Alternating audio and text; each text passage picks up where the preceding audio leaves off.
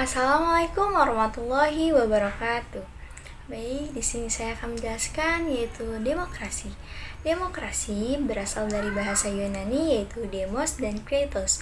Demos yang berarti rakyat atau penduduk suatu tempat, dan kratos yang berarti kekuasaan atau kedaulatan.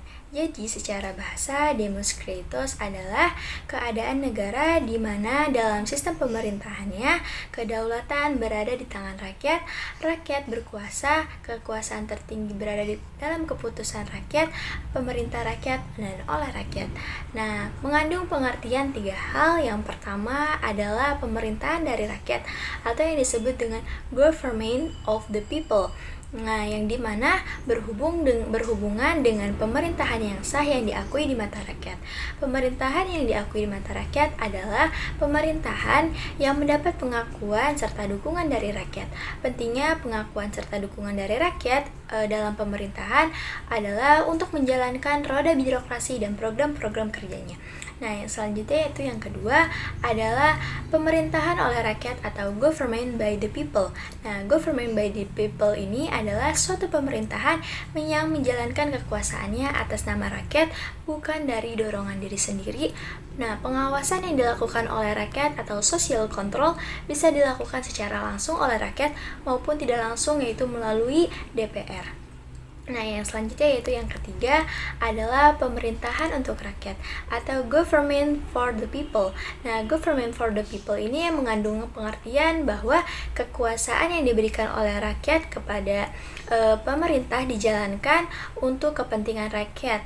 Nah, pemerintah yang diharuskan harus menjamin kebebasan seluas-luasnya kepada rakyat untuk menyampaikan aspirasinya baik melalui media pers maupun secara langsung.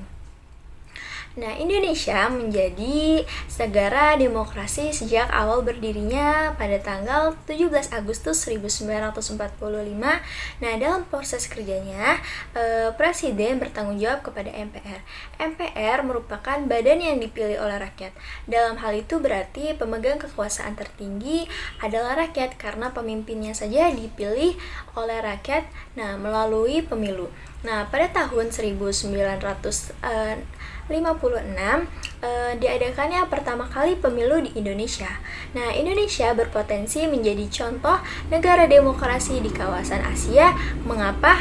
Karena Indonesia telah menciptakan stabilitasan politik dan pertumbuhan ekonomi yang tinggi. Nah, selain itu juga, Indonesia juga berhasil menjadi negara demokrasi karena telah melaksanakan pemilu secara kompleks. Nah, walaupun sistem demokrasi ini membawa situasi kacau dan perpecahan, namun Indonesia dapat mengatasinya. Dipandang dari sudut perkembangan demokrasi sejarah Indonesia itu terbagi menjadi 4 masa. Yang pertama adalah demokrasi liberal pada tahun 1950 sampai 1959. Nah, negara yang menganut demokrasi liberal ini adalah sistem pemerintahannya parlementer, di mana para menterinya bertanggung jawab kepada badan legislatif atau parlemen. Nah, pada masa ini juga terdapat kebebasan kepada rakyat tanpa batas dan persyaratan yang nyata dan tegas oleh pemerintah untuk melakukan kegiatan politik, sehingga berakibatnya banyaknya muncul partai-partai politik. Nah, yang selanjutnya yaitu yang kedua adalah demokrasi terpimpin pada masa Orde Lama. Nah, demokrasi terpimpin ini dikemukakan oleh Presiden Soeharto. Nah, sewaktu pembukaan konstituen pada tanggal 10 November 1956. Nah, terjadinya demokrasi terpimpin ini untuk menunjukkan tatanan kehidupan politik baru dan mengubah segi-segi negatif demokrasi liberal. Nah, selanjutnya yaitu yang ketiga adalah demokrasi Pancasila. Demokrasi Pancasila pada masa era Orde Baru. Nah, Orde Baru ini di bawah pemimpinan Soeharto yang dimana dimaksudkan untuk mengembalikan keadaan Indonesia yang kacau setelah terjadinya pemberontakan PKI pada tanggal 18 September 1965. Nah, pada awalnya Orde Baru ini tuh lahir untuk melakukan koreksi dan penyimpangan-penyimpangan pada demokrasi terpimpin Orde Lama.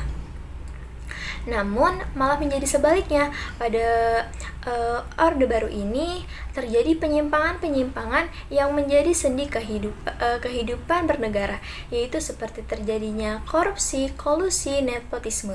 Nah, yang kita sebut itu sebagai KKN yang merajalela dan membudaya. Nah, serta pertumbuhan ekonomi juga menjadi krisis menjalar yang menjadi krisis multidimensi, sehingga banyaknya penyimpangan-penyimpangan yang terjadi. Nah, selanjutnya adalah demokrasi Pancasila era reformasi hingga sekarang ini.